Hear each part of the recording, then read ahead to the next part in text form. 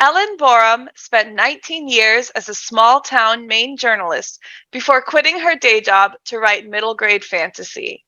She is the author of River Magic, Texting the Underworld, Small Persons with Wings, and The Unnamables. Ellen volunteers as a writing coach in her local middle school.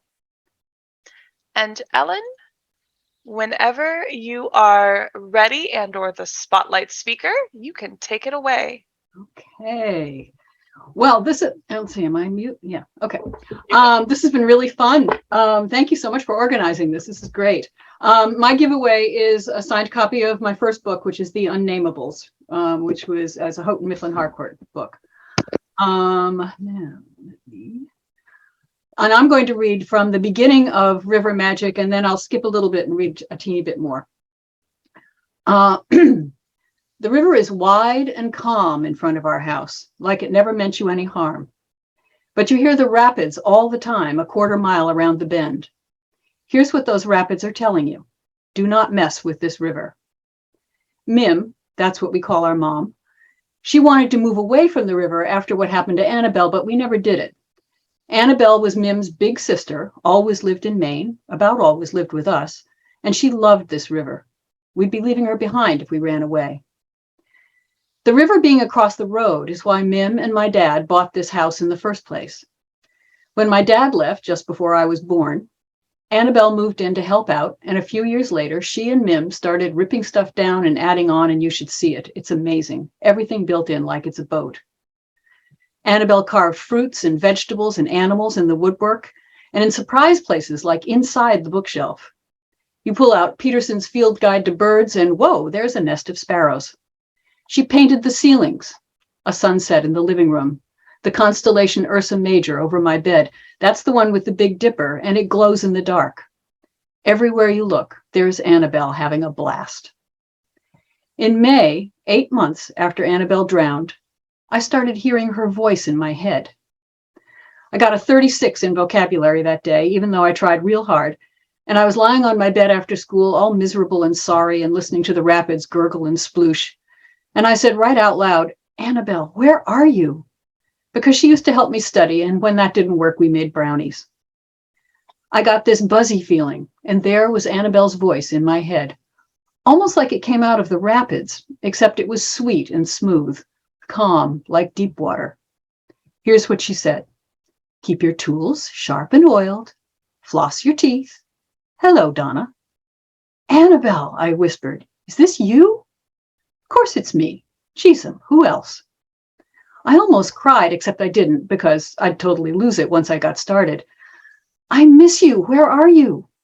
Never mind that. Feeling anxious? Rub lavender oil on your temples. That last thing was right out of Annabelle's Guide to Everyday Household Mechanics. It was a big blue loose-leaf notebook with 278 pages, except pages 115 to 118 were missing, which makes 274. Annabelle kept it in the kitchen, and it was full of recipes and instructions and advice, even poetry. I was into the guide all the time now, trying to do chores Mim didn't have time for. So I was sure this was my own head talking. Man, I wanted that voice to be Annabelle. You're fine. You're smart. Not everyone's good at language arts. Which Annabelle used to tell me a lot, so those words would be in my head too. Never heard them from anybody else. Mim didn't talk about feelings too much, and my big sister Janice, she had nothing good to say about me anymore. Everybody should have an Annabelle. She had bright blue eyes and white hair she got when she was 35, and she was little and sturdy like Mim and me, and gave amazing hugs. She taught me rope knots and knitting and woodworking, also how to get calm by doing stuff with my hands, which is like Mim, and now it's like me. Annabelle's voice started showing up every night to drift me to sleep. Annabelle, I whispered, I'm going to pretend this is really you. Good plan. From this point, we learned that Donna and her family have serious money troubles, and Donna has major friendship trouble that makes her increasingly isolated.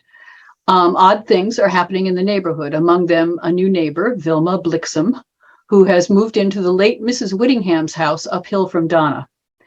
Vilma Blixom's yard has acquired a spicy, swampy aroma, and one night Donna hears a loud whump, whump, whump sound overhead. Nobody's met Ms. Blixom, and since the kids always cut through her yard on the way to school, Donna thinks it's time to take her some brownies. Vilma Blixom turned out to be about 1,000,000 years old, 6 feet tall and skinny, wearing leather pants and a wool vest, and this soft blue shirt buttoned up to her neck, plus black knee-high boots with red laces. Her gray hair was pulled back in a bun, and she had bushy eyebrows and this long, straight nose. When she opened her door and we were standing there with our plate of brownies, her mouth cranked into a smile that looked like somebody had just jabbed her in the gut with a sharp pencil. Mim held out the brownies. Welcome to the neighborhood. We're the Landons from down below. I'm Nan. My daughters are Janice and Donna. The pencil jab smile wobbled. I am Vilma Blixom. She had a little accent. I do not eat sweets. She didn't take the brownies. Mim pulled the plate back to her chest. We wanted. Mim doesn't do social stuff that well. That was all Annabelle. Vilma Blixom cranked up her smile and stepped back from the doorway. Please, come inside. Inside was dim with a faint haze of stink. Raccoons got into Mrs. Whittingham's house while it was empty over the winter. Her kids hired professional exterminators, but the house definitely remembered it used to have raccoons. Mrs. Whittingham's dingy old sofa was right where it always was, also the raggedy recliner and padded rocker. Except now there was a fancy wooden coffee table with what looked like real raccoon feet. Janice looked close. Interesting table. I am out of practice.